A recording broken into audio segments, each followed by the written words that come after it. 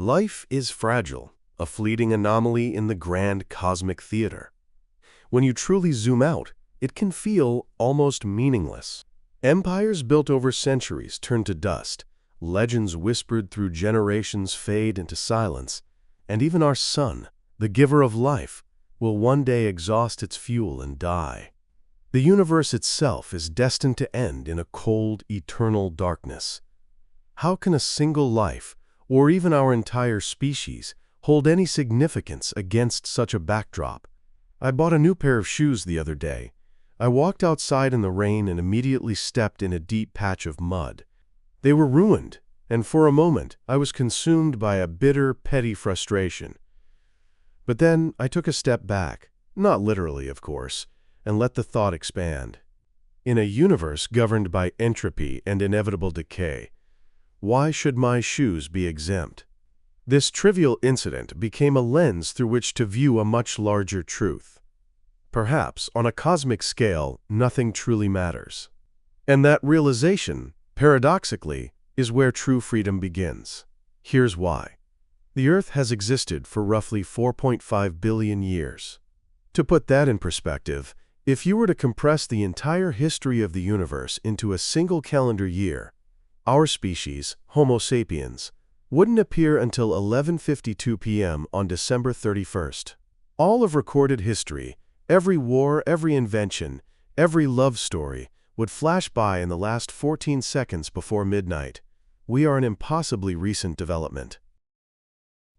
This world seemed tailor-made for us, a planet in the Goldilocks zone, not scorching hot, not deathly cold. The gravitational pull was perfect, strong enough to hold an atmosphere but weak enough to allow us to stand, run, and build. Water, the solvent of life, was abundant. Oxygen, the fuel for our cells, filled the air.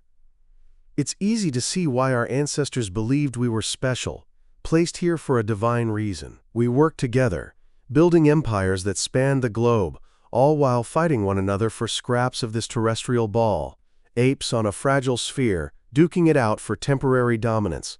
Fast forward a couple of 100,000 years, and here we are. We've created computers that can simulate universes, rockets that touch the void, and a global information network that connects billions. In this process, we also formalized a concept that governs our lives, yet is entirely abstract. Time. Seconds, minutes, years. These are our inventions, measurements calibrated to our own existence. A day is one rotation of our planet. A year is one journey around our star. We are the measure of all our things. You get, on average, about 79 of these journeys around the sun. As poetic as that sounds, our perception of time is hopelessly limited. We can grasp 1,000 years, maybe even 10,000. But after that, the timescales become an abstraction our minds cannot truly process. You can say the words 13.8 billion years, the age of the universe, but you cannot feel that expanse. On the scale of a human life, the universe is ancient beyond comprehension, but on the scale of its own potential lifespan, the universe has barely begun. We can make startlingly precise predictions about the next hundreds of trillions of years. We know that in about 4.5 billion years, our Milky Way galaxy will collide with the Andromeda galaxy in a slow gravitational dance. And yet, for all our knowledge, we have no idea what happened in the first 10 to the power of 4 cubed seconds of existence, the Planck epoch, the moment the laws of physics as we know them break down. For some reason, as far as we can tell, we are the only beings in our cosmic neighborhood to have developed this strange, self-referential quality we call consciousness. We don't even know what it is. Is it an emergent property of 86 billion interconnected neurons? A fluke of evolution? We have developed awareness only to become acutely aware of our own solitude and insignificance. The smarter we get, the smaller we feel. The data supports this feeling of cosmic loneliness. There are an estimated 200 billion stars in our galaxy alone, and there are perhaps 2 trillion galaxies in the observable universe.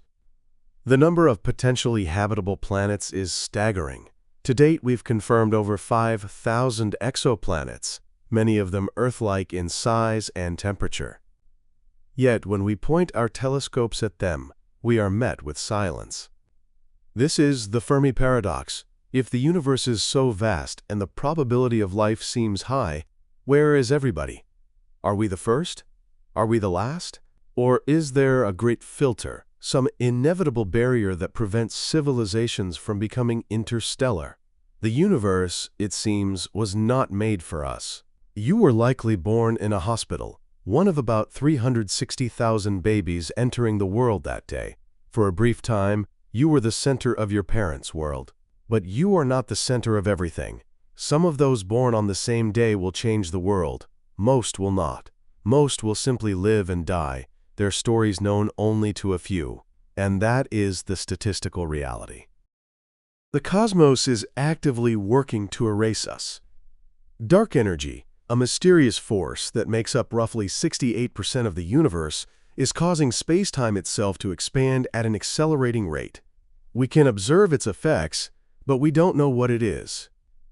Eventually, this expansion will stretch the space between galaxies so fast that the light from our neighbors will never reach us. Future civilizations will look out into the night sky and see nothing but an empty void. They will be truly alone, trapped within our local group of galaxies. Even then, the end is not over. The stars will begin to die. One by one, over trillions of years, the lights will go out. The universe will enter a cold, degenerate era. The last glimmers of light will come from dying white dwarfs and colliding neutron stars. After that, for a period of time so long it defies description, all that will remain are black holes, slowly, silently consuming the remnants of matter. And even they are not eternal. Through a process known as Hawking radiation, black holes will evaporate, one particle at a time, over quadrillions of years. Finally, there will be nothing left, a universe of stray photons and particles, where temperature is uniform, no work can be done, and time itself becomes meaningless. This is the heat death of the universe. So here we stand, a fluke of biology on a speck of dust, armed with the knowledge that everything we are, and everything we ever will be, will one day be gone, without a trace. We are a species on one planet, in one galaxy, in a universe where the matter we are made of accounts for less than 5% of its total mass energy. The rest is dark matter and dark energy, substances we cannot see or understand. This cosmic indifference is not a curse. It is a gift. It is a liberation from the pressure of a grand purpose. If there is no objective meaning, then we are free to create our own. Your purpose is whatever you decide it is. If you want to build a company that propels humanity to other worlds, there are people doing that. If you want to dedicate your life to understanding a single species of insect, you can do that too. Life will deal you a hand of cards you did not ask for. Some hands are better than others. But we all must play the hand we are given. Good things will happen, and they will pass. Bad things will happen, and they too will pass. The most random encounter, the most trivial choice, can reroute your entire existence. The only certainty is uncertainty. For every answer science provides, 100 new questions arise. We are explorers in an infinite ocean of ignorance. But in the meantime, there are dogs to feed, people to meet, art to be made, and science to be done. So whatever you do, while we await our inevitable cosmic obsolescence, just try to enjoy it. Try to be kind, because no matter how many times you mess up, no matter how grand your triumphs or how deep your sorrows, in the end, it is all subsumed by the silent, indifferent expanse. And in that, there is a strange and beautiful peace